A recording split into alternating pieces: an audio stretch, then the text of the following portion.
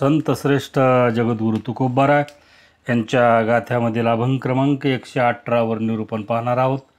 प्रत्येक चरणावर मी निरूपण मांडण्याचा प्रयत्न करणार आहे. पहिल्या चरणामध्ये महाराज म्हणतात, धाकुट्याच्या मुखी घास घाली माता, वरी करी सत्ता शहानिया. कारण महाराज या अभंगामधून, संपूर्ण अभंगामधून आई आपल्या मुलावर कसं प्रेम करते त्या प्रेमाचं वर्णन करतात. संत हे त्यांच्या जीवनामध्ये शांत झालेले असतात, म्हणून त्यांना या जगामध्ये कोण मनुष्य चुकतो वागताना त्याच्याबद्दल ते मार्गदर्शन करीत राहतात. अत्यंत मौल्यवान मार्गदर्शन महाराजांनी आई आणि वडिलाला मुलावर जे प्रेम करतो त्या प्रेमाचं कसं प्रेम करायला पाहिजे याचं वर्णन महाराजांनी या संपूर्ण अभंगामधून केलेलं आहे. पहिल्या चरणामध्ये महाराज म्हणतात, धाकुट्याच्या मुखी घास घाली माता, वरी करी सत्ता शहानिया. आता मुलाला, जे आपल्या पोटाला जे मुलं आलेले असतात, लहान मुलाला आई वडीलच देव त्याच्या जीवनामध्ये वाटत असतात. तो दुसरा जगात देव मानायलाच तयार नसतो. आपणच त्याला बळजुबरीनं हा देव आहे, हे काका आहेत, हे मामा आहेत, हे नाना आहेत, हे असं आपण त्याला समजावून शिकवित राहतो, आपणच शिकवितो.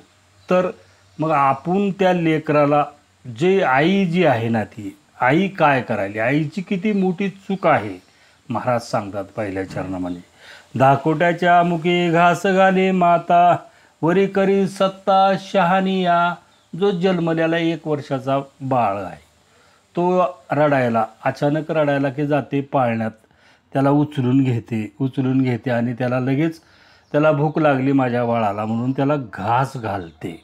आता ते घास घातल्यानंतर ते 1 वर्षाचा आहे आणि थोरला समजा 4 वर्षाचा आहे. तो काय शहाणा आहे का?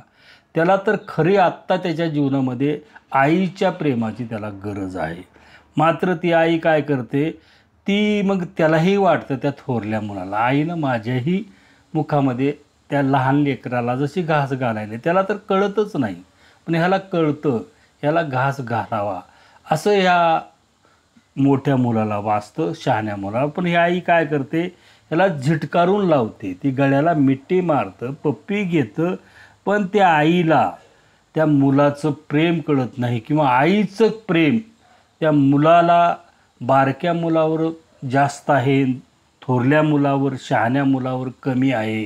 हा जो आईचा दुपट्टीपणा आहे, हा तिच्या जीवनामध्ये तिला कळत नाही. ती सहज जरी ती करीत असली किंवा अनासाह्यास तिच्या मनामध्ये कोणताच द्वेष मत्सर जरी नसला, तरी ह्याचे जे परिणाम त्या लेकरावर होणार आहेत, हे परिणाम अत्यंत वाईट होणार आहेत.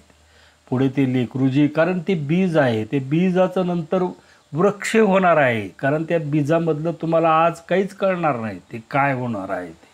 म्हणून त्या लेकरावर आपणच संस्कार जे करतो, संस्कार जे घडतात, हे महाराज सांगतात की तुमचे चुकीचे संस्कार ते आई त्या लेकरावर करीत राहते. म्हणून त्या लेकराला, त्या आईला जी त्याच्याबद्दल प्रेम पाहिजे, त्या लेकराला आईबद्दल जे प्रेम वाटायला पाहिजे, वडिलाबद्दल जे प्रेम वाटायला पाहिजे, वाटत नाही. कारण द्वेष वाटतो, कारण लहानपणीच, कारण आई त्या छोट्यावर जास्त प्रेम करते, माझ्यावर कमी प्रेम करते. त्याची तर बुद्धी त्या टायमाला तेज असते, त्याला त्या टायमाला अत्यंत प्रेमाची गरज असते, आणि त्या टायमाला आई असा दुप्पटी व्यवहार तिच्या जीवनामध्ये करीत असते. असा पहिल्या चरणाचा सरळ अर्थ होतो. महाराज अभंगाच्या दुसऱ्या चरणामध्ये म्हणतात, आईशी जानपणे पडिले अंतर, वाढे तो थोर अंतर आहे.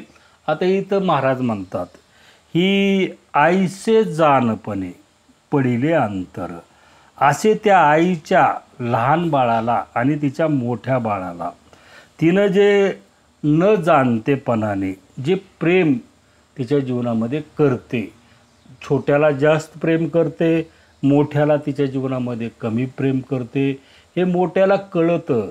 मोठ्याच्या बुद्धीवर, त्याच्या मनावर, त्याच्या पूर्ण शरीरावर त्याचे परिणाम होतात. त्या आईचे, जी ती छोट्याला जास्त प्रेम केलेलं आहे, त्याच्यावर कमी प्रेम केलेलं आहे हे त्या मोठ्या मुलाला सर्व कळतं. लहान्याला तर त्याच्या जीवनामध्ये काही कळतच नाही. पण आईला हे तिच्या अंतःकरणामध्ये कुठंतरी हे जाणते, पण तिला ते राहायला पाहिजे. पण ती कसं विसरते. महाराज म्हणतात ऐसे जाणे पण पडिले अंतर. तिनं अंतःकरणामध्ये तिच्याच, कारण पोटचे मुलं आहेत, हे जाणतेपणानं तिनं कसं हे अंतर तिच्या जीवनामध्ये पाडलं आहे. ही मोठं अंतर पाडलेलं आहे. ह्या मोठ्या अंतरामुळे तिच्या जीवनामध्ये त्या दोन लेकरांमधील जी प्रेमामध्ये जी विपरीत मोठ्या पोरावर जी परिणाम होणार आहे. त्या मोठ्या पोराला आई वडिलाबद्दल द्वेष, घृणा त्याच्या जीवनामध्ये निर्माण होणार आहे. मग तो मुलगा त्या आई वडिलाचं त्याच्या जीवनामध्ये ऐकायलाच तयार होणार नाही, किंवा जसा जसा मोठा होईल त्याच्याबद्दल त्याच्या आई वडिलांनी जे सांगितलं, जे शिकविलं, त्याच्या विरोधच तो मुलगा त्याच्या जीवनामध्ये केल्याशिवाय राहत नाही. असा अभंगाच्या दुसऱ्या चरणाचा अर्थ होतो.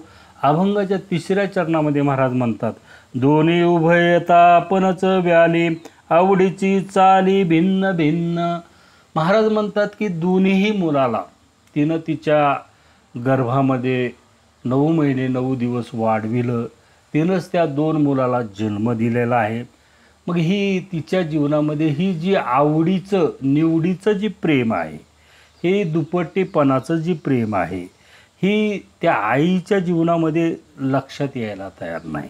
मात्र हे आईच्या जीवनामध्ये जर लक्षात नाही आलं, ही आवडीची चाली भिन्न भिन्न, कारण ही दोन्ही उभयता आपणच व्याली, दोघाचं तिनंच जन्म दिलेला आहे.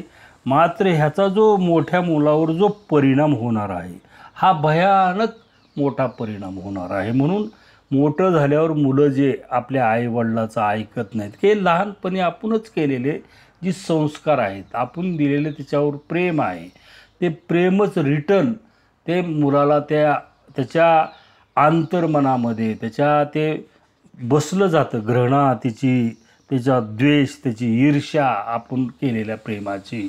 म्हणून त्या मुलाला त्या आई वडिलाबद्दल जे खरं प्रेम त्याच्या जीवनामध्ये वाटायला पाहिजे ते त्याच्या जीवनामध्ये वाटत नाही. मात्र ही आवडीची चाली भिन्न भिन्न आईला मात्र तिच्या जीवनामध्ये कधीच लक्षात येत नाही, असं महाराज अभंगाच्या तिसऱ्या चरणामध्ये म्हणतात. अभंगाच्या चौथ्या चरणामध्ये महाराज म्हणतात तुका म्हणे अंगापासून निराळे, निवडिले बळे रडते स्थनी. आता इथं महाराजांनी सुंदर चौथ्या चरणामध्ये सांगितलेलं आहे तुका म्हणे अंगापासून निराळे. दोन्हीही त्यांच्या जीवनामध्ये शरीरानं भिन्न आहेत, विचारानं भिन्न आहेत, मनानं भिन्न आहेत, त्यांची आवड निवड सर्व त्यांचा स्वभाव हा भिन्न भिन्न त्या 2 लेकराचा आहे. मात्र ते अंगानं निराळे आहेत, निवडीनं निराळे आहेत. मात्र आई जे लहान मुलं रडतं त्या रडत्या मुलाला स्तनपान करते, आणि जे थोरलं मुलं आहे, जे मोठं मुलं आहे, तेही गळ्याला येऊन त्यालाही आईनं माझी पप्पी घ्यावी, आईनं मला मांडीवर घ्यावं, आईनं माझ्या डोक्याहून हात फिरवावी, आईनं मलाही तशी मिट्टी मारावी, असं त्या मोठ्या मुलाला त्याच्या जीवनामध्ये वाटत असतं.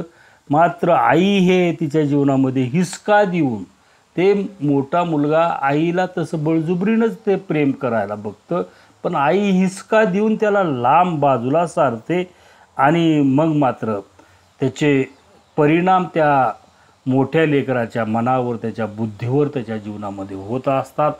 असा संदेश महाराज सर्व माताला आपल्या लेकराला जी जन्म दिल्यानंतर लहान मुलाला तर प्रेम कळतच नाही, पण मोठ्याला प्रेम कळतं. म्हणून तुम्ही असं चुकीचं प्रेम तुमच्या दोन्ही जी मुलं तुम्हाला जे तुमच्या पोटाला जे मुलं येणार आहेत, असं त्या 2 मुलामध्ये चुकीचं प्रेम करू नका. अशी आवड निवड तुमच्या जीवनामध्ये करू नका. अशी आवड निवड जर तुमच्या जीवनामध्ये तुम्ही केली तर नक्की त्याचे परिणाम त्या मुलाचं जे पुढे फूल उमगणार आहे, त्याला जे घडायचं आहे त्याच्या जीवनामध्ये, तुम्हाला ते डॉक्टर करायचं आहे, इंजिनियर करायचं आहे, महाराज करायचं आहे, काय करायचं आहे, तुम्ही म्हणल्याच्या विरोधी ते लेकरू त्याच्या जीवनामध्ये कृती करीत असतं. म्हणून ते तुम्ही म्हणताल तसं त्याच्या जीवनामध्ये घडतच नाही. त्याला कारण हे महाराज सांगतात की तुमच्या जीवनामध्ये लहानपणापासून त्या आईनं जे त्या दोन लहान आणि मोठ्या मुलामध्ये जे प्रेमाचा भेद केलेला आहे, हा भेद या जगातील सर्व माता यांनी आणि त्याच्या पित्यांनी त्याची काळजी घ्यावी असा सल्ला महाराज या अभंगामधून देतात. या अभंगावर माझ्या बुद्धिमत्तेप्रमाणे, माझ्या ज्ञानाप्रमाणे मी विवेचन मांडण्याचा प्रयत्न केला. झालेलं निरूपण सद्गुरू चिन्मयानंद स्वामी, जगद्गुरू तुकोबाराय, तुम्ही सर्व प्रिय आत्मा, तुमच्या चरणी हे शब्दरूपी भावपुष्प अर्पण करून माझ्या अल्पशा शिवेला पूर्णविराम. तुकाराम तुकाराम तुकाराम तुकाराम. बोला पुंडली गौरदेव हरी विठ्ठल श्री ज्ञानदेव तुकाराम.